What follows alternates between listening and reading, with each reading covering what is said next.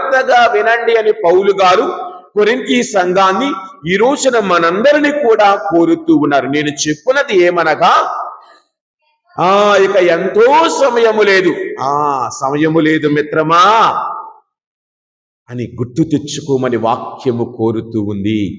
సమయము లేదు, జాగరూకతతో ఉండు. కనుక ఇక ఇప్పటి నుండి అమ్మా ఇప్పటి నుండి భార్యలు కలవారు భార్యలు లేనట్లుగాను, ఏడ్చేవారు దుఃఖముఖముతోను, ఆనందించేవారు ఆనందము లేనట్లుగాను, ఏదైనా కొత్తది ఏదైనా కొనుక్కుంటే అది నాది కాదన్నట్లుగా జీవించుటకు గాను, లౌకికముగు వస్తువులతో వ్యాపారము చేయువారు వానితో సంబంధము లేనట్లుగాను ప్రవర్తించవలయును. ఏలయన ఈ ప్రపంచం ఇప్పుడు ఉన్నట్లుగా ఇక ఎంతో కాలము ఆల్రెడీ మారుతూ వచ్చింది, ఇంకా మారిపోబోతూ ఉన్నది. గమనించండి, 2025 సంవత్సరం జనవరిలో ఏ విధంగా ఉన్నామో నేటి సమాజం అలాగా లేదు.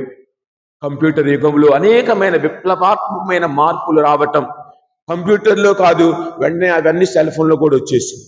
అదేమంటే ఈజీగా ఒకప్పుడు మనం ఓ ఫ్లెక్సీయో ఒక డిజైనో చేయాలంటే ఏం చేసేవాళ్ళం, టీటీపీ ఆఫీస్కి వెళ్ళి ప్రింటింగ్ ప్రెస్కి వెళ్ళి ప్రీ ప్రెస్ దగ్గరికి వెళ్ళి అంటే కంప్యూటర్ ఆపరేటర్ దగ్గరికి వెళ్ళి కూర్చొని చిన్న కాగితం మీద మన డిజైన్ అంతా చూపెట్టి నాకు ఇలా కావాలి ఇలా కావాలంటే ఆయన మన ముందు జస్ట్ బిల్డప్ వేసి ఇలాగా. ఇప్పుడు అదే మనం ఇంట్లో కూర్చొని మనకు కావలసిన డిజైన్లో మనంతటి మనమే, అది జనవరిలో లేదు, ఫిబ్రవరిలో లేదు, మార్చిలో లేదు, గత 2-3 నెలలు 4-5 నెలల నుంచి మరీ విపరీతంగా థంబ్నెయిల్స్ పెట్టడం. ఒకప్పుడు వేరే వాళ్ళని అడిగేవాళ్ళు, ఇది యూట్యూబ్లో ఏదైనా పెట్టాలంటే థంబ్నెయిల్స్ లాంటివో ఇంకోటి పెట్టాలంటే ఇవన్నీ ఇప్పుడు మనం సొంతగా చేసుకోండి. ఇప్పుడు ఉన్న విధముగా ప్రపంచము ఇక ఉండబోదు, చాలా మార్పులు రాబోతూ ఉన్నాయి. అందు ముఖ్యముగా ఆధ్యాత్మికత యందు అనేకమైన మార్పులు రాబోతూ ఉన్నాయి. కావున నీ ఆధ్యాత్మికతలో జాగరూకత కలిగి ఉండాలి.